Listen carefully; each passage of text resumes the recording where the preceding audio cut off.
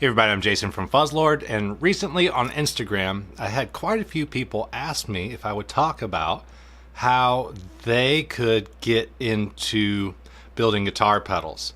And I think what they meant was like, how can they build like a business or something around building pedals, not so much the mechanics of how do I build a pedal or how do I do circuit design, because those are whole different topics. So in this video, I wanted to talk about that.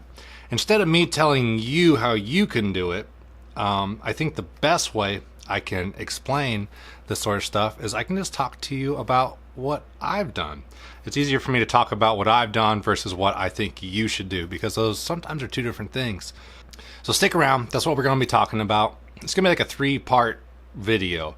First, I want to give you a little bit of backstory about who I am, my experience in music, things like that. Second thing, I want to talk to you about how I got to learn about guitar pedals. Obviously, if you're going to build guitar pedals, you need to know about pedals, right? Sometimes people ask me, like, how do I design a circuit board? It's like, I don't know, have you built a pedal yet? And then the last thing, the third thing, will be things that I do now that I feel like work for me. So we're going to go start from the beginning, backstory. We're going to talk a little bit about, like, what I did to learn about pedals and how I started making them and my experience with school and things like that. Maybe some recommendations for you.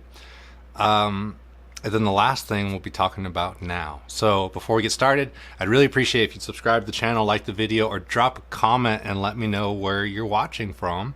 And, you know, just what kind of music you like or what brought you to this video. So let's start this video with backstory, part number 1.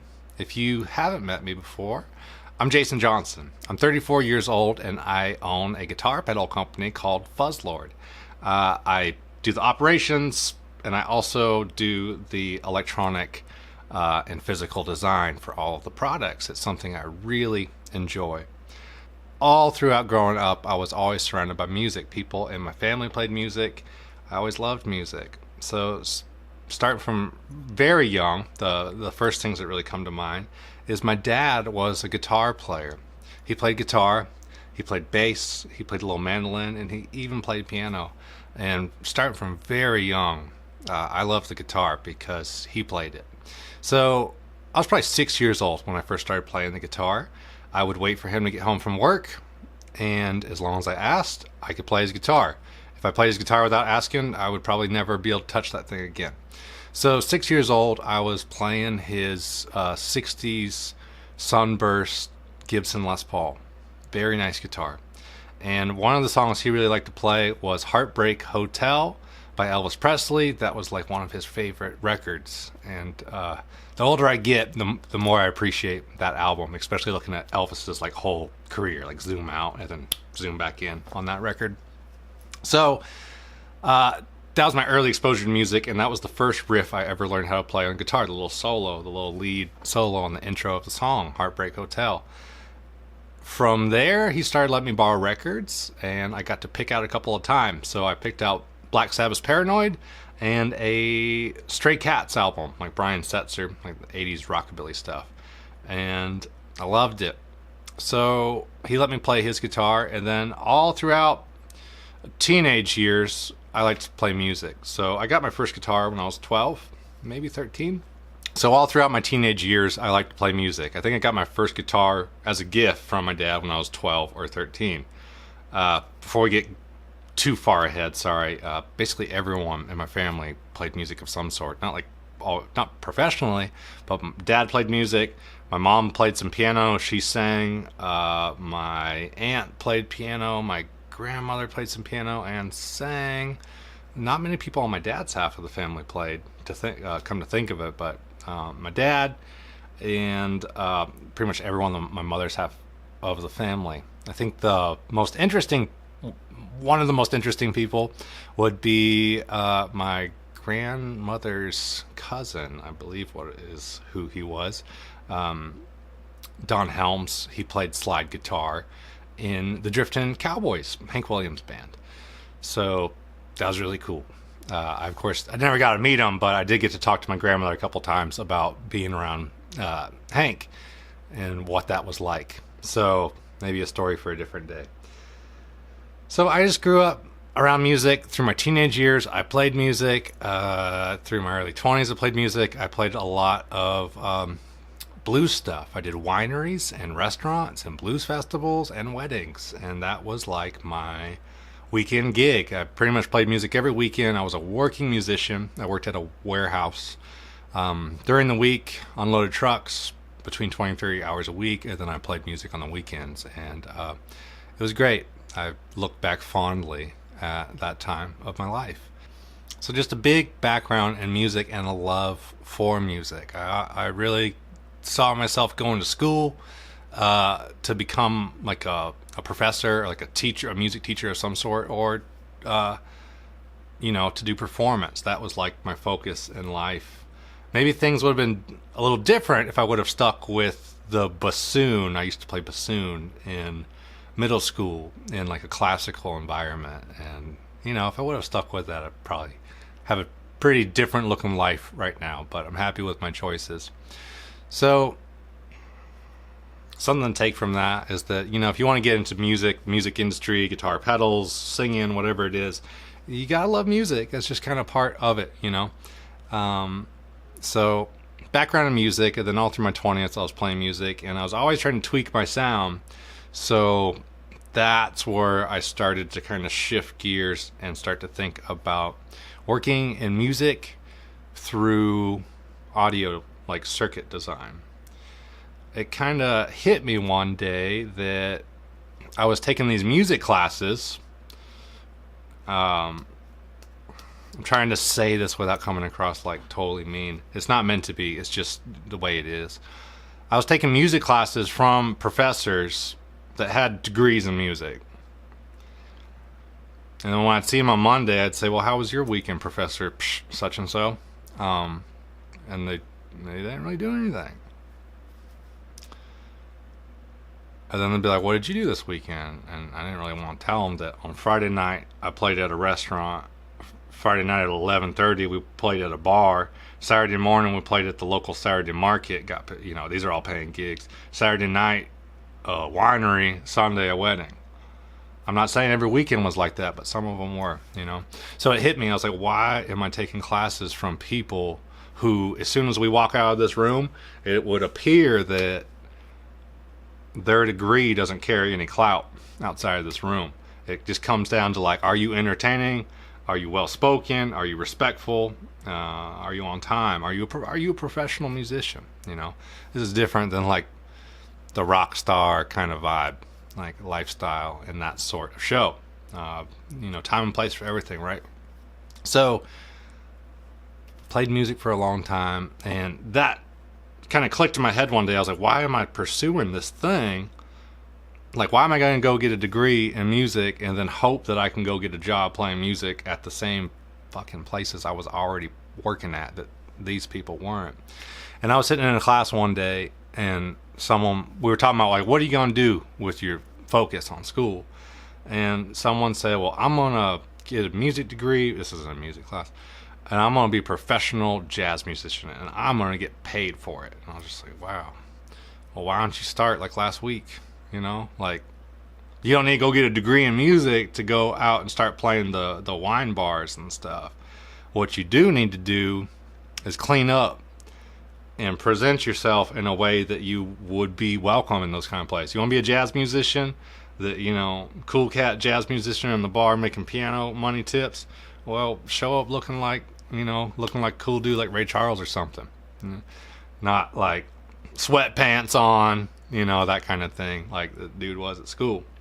So let's wrap that up. Part one. Kind of my backstory. I just played music for a long time, and it's what I always wanted to do in life. And I can't count on any number of fingers how many times people in my life had told me that, like, you can't do that. That won't work. Have you thought about doing something else? Or even professors that'd be like, going into music's hard, or this and this. And I'd be thinking like, well, as soon as we walk out the door, no one knows who you are, and I'm playing gigs. So why am I listening to someone's advice that, in my mind, wasn't very successful? So again, not meant to be mean. That's just meant for whoever needs to hear that, because sometimes people get barked at of like, you can't do that, blah, blah. What they're saying is like, I couldn't do it. I wasn't successful, blah, blah, blah, blah, blah. You know? So, a little backstory on my music kind of experience. So what? I'm 34 years old now, and it feels like I've been playing guitar longer than I haven't been, which is like such a crazy feeling. Let's move on. Part 2.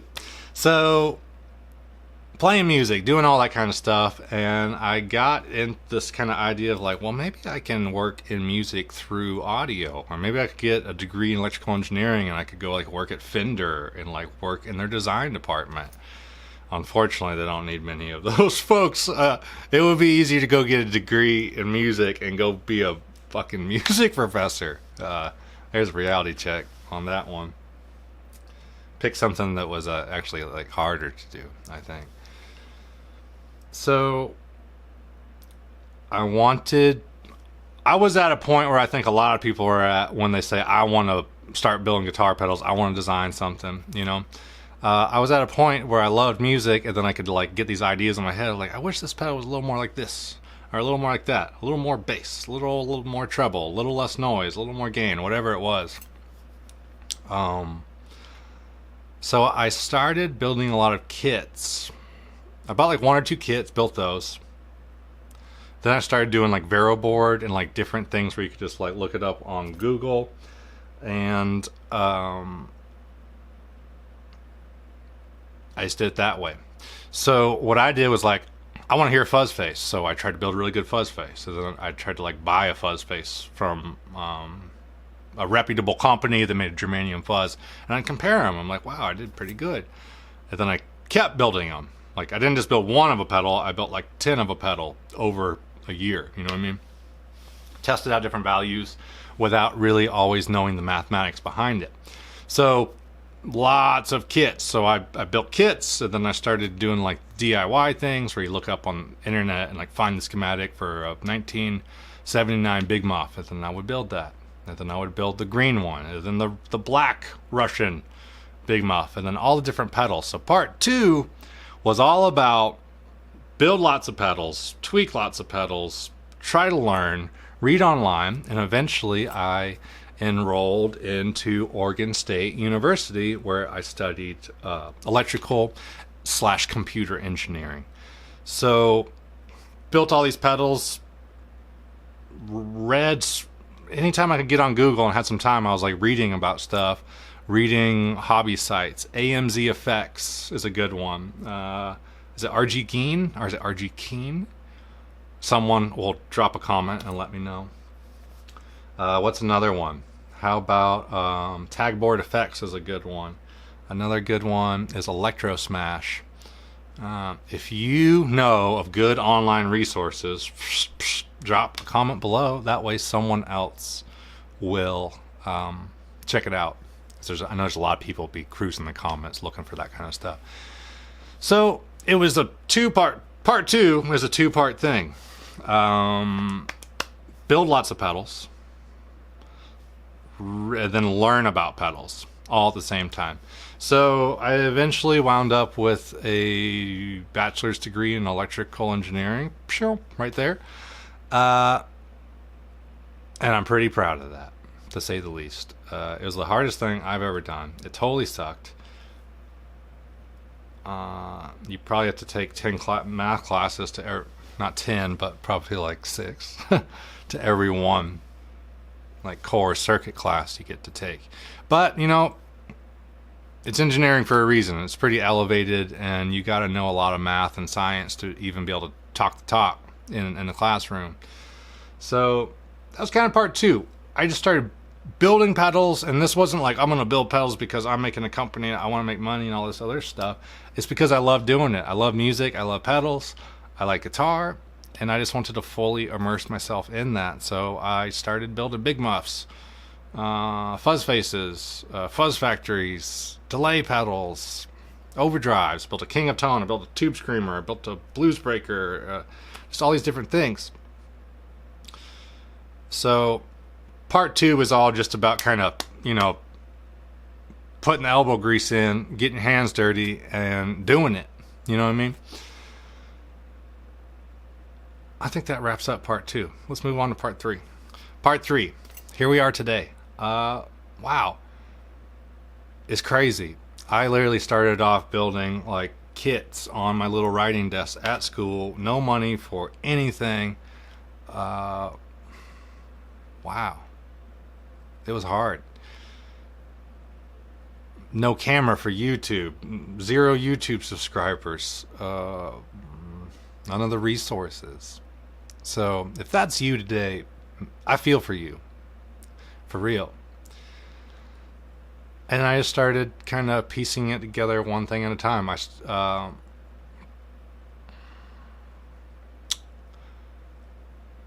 Mostly what it was is every time I had some extra money, I'd buy something I needed. Like I bought an oscilloscope. I went without a book in junior year of at OSU. And I went to the library every day to read the book, and I would take pictures of the homework, which I guess is illegal, but, you know, whatever. So that I could have the money to buy an oscilloscope. So instead of buying a $300 book, I'm dead serious. My oscilloscope is, it's in the closet over there. Instead of buying a $300 book, I took that money and I bought an oscilloscope, and then I went to the library every single day to read that book. And that's just kind of how a lot of it went. It was very slow. I've been doing this for quite a few years now, so let me think back. I probably should have said this in the beginning of the video, sorry. I think I've been building guitar pedals for about 7 years. I did other electronics before that, like guitar circuits and things like that. And I believe Fuzzlord started in 2016. So 4 years under the Fuzzlord name, which is really cool. But what I do now that I feel like works for me, that I'm hoping you can kind of glean something from, is I believe in what I do, and I aim to make very good products, and I stand behind it. So I believe in what I do. I really do. I think Fuzzlord's more than just a guitar pedal sometimes. I think it's a whole kind of positive thing about encouraging music and people to make music, and as well as teaching people about things. A lot of what we do at Fuzzlord is like making videos trying to be helpful, like this one, or other stuff about promoting your band, or like how to actually solder, things like that, or set up your guitar. So let me plainly say what I've just been talking about in a roundabout way. The third part is after you know what you're doing and you can design a pedal. So let's say you want to do pedals. I'm going to assume that you know what you're doing. You can make a good pedal. You can do circuit design. You can do a PCB, and you can produce a quality pedal. Now what? This is where a lot of people get stuck, or bands, or whatever. We got our album recorded. Now what? Stuck. Well, I think what it really comes down to today is making good content and providing people in the world with something other than, hey, buy my shit. Everywhere we all go, we got someone saying, hey, buy this, hey, buy this, hey, buy this, give me this, give me this, give me. I don't pay attention to it, and other people won't either. So a lot of times you'll see bands online, and that's kind of their vibe. It's like, download our album, and they only post once a week or once every 2 weeks. Hey, I want something from you. That doesn't work today. It really doesn't. So this is where I'm going to switch gears and I guess tell you what you could be doing to help aid things. I'm going to assume you have a good guitar pedal, you can design it, and you can manufacture it. Those are 3 different topics for a different day. So what you would do now, and what I try to do, is make good content that isn't just asking for people's money. Like, straight up, don't even do it. Try to make figure out if the demographic of people that you're like serving and catering to and you care about, what's their problem? I don't know how to set up my guitar and I like playing doom metal and low tunings. Well, then make a bunch of videos about that. Let's say you're a guitar builder and you want to sell guitars and stuff. Well, don't think about that. Be a guitar builder, be the best damn guitar builder there is, and be the most helpful, and be online teaching people how to set up their strings and do their tunings and all these little things, you know? Perfect example of that is there's a video on the Fuzzlord channel where myself and Eric took an afternoon to make a video like that, and which felt kind of weird because, you know, we don't do guitars for the most part, but I can watch a YouTube video and I can read the articles, and it's a 4-step process, and I can do it, and I can come up with the basics of it. Big repairs I take to a shop. But here is what's crazy. There's a bunch of guitar builders in the town I live in and professional shops and respected people, and they don't have videos, and no one online's like heard of them. Like, why is it that we're coming to the Fuzzlord Effects channel to learn about guitars instead of, you know, Jimmy John's Guitar Shack, whatever it is called? So, part 3 is once you kind of know what you're doing, you've got to post a lot because it's loud today. There's a lot of people throwing out their info online. And you need to post often because people like to get on their phone and consume a little fun content of like, oh, that's neat, and they move on and they don't think about it again. That's not saying that you suck. It's just saying that, like, instead of posting like one amazing epic 1-minute post once a year, just post something cool that I'm gonna see when I'm scrolling of like, hey, you know, for example, Riff Sage Galen, he does music reviews and he plays music. He posts often, and when I'm going through, I'm like, hey, there is Galen doing his thing, playing music every day, and I remember it, you know. So, help people. I really hope my third part of this message is kind of coming through. I feel like it's a little convoluted, but really it's just like, be entertaining to people.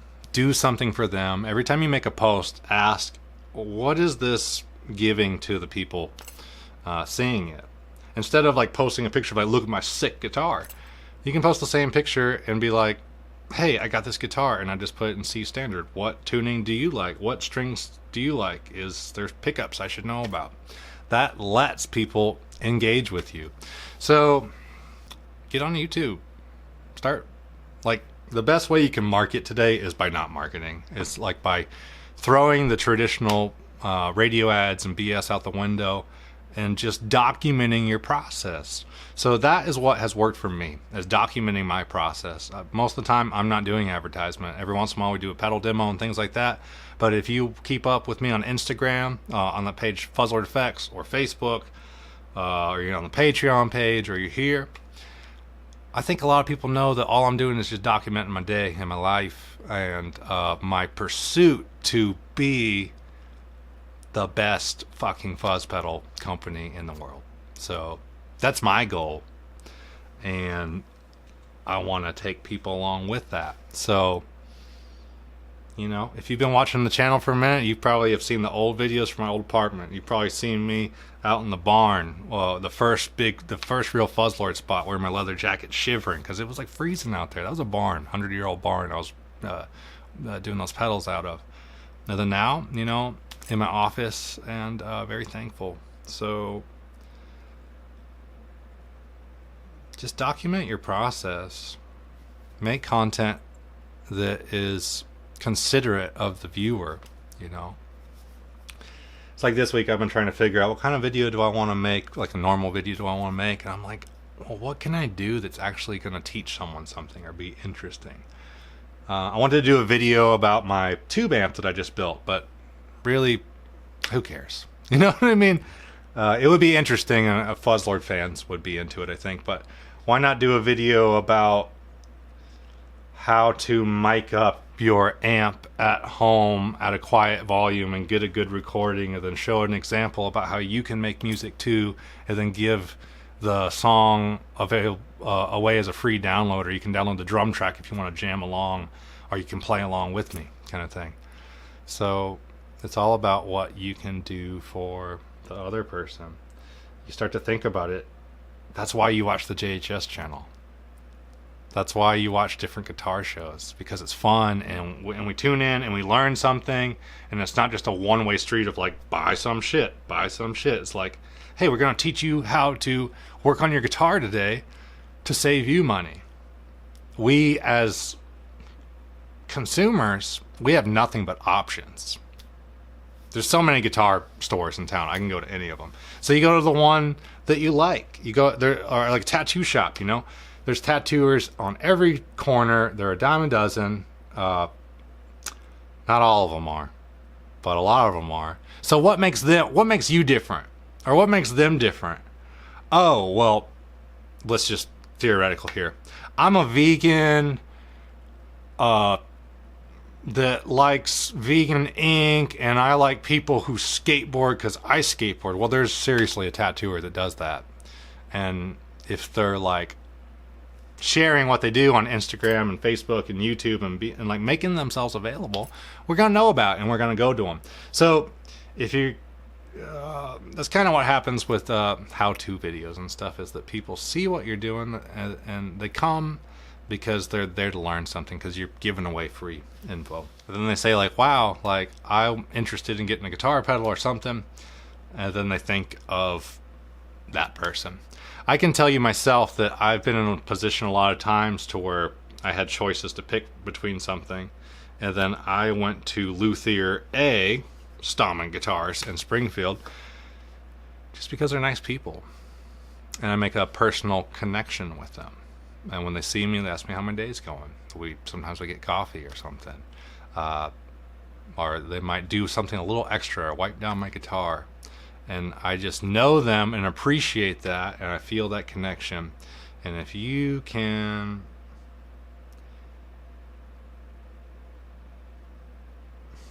like share with people what you're doing and your process and your journey and everything in between, I think people are going to get a chance to get to know you and your brand, your band, guitar pedals, basket weaving, yodel, troop, whatever it is.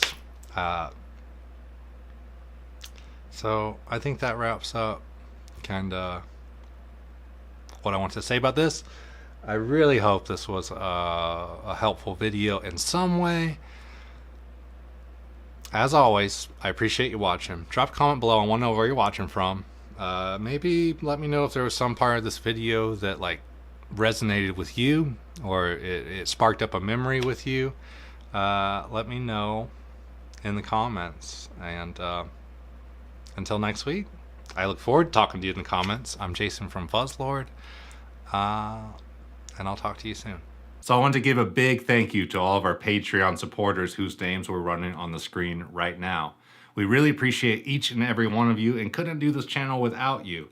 If you want to know more about supporting this channel through the Patreon page, I'm going to leave a link in the description. Also want to give a big special thank you to our producer level Patreon supporters, David, Milo, Troy, TJ, and Rustin.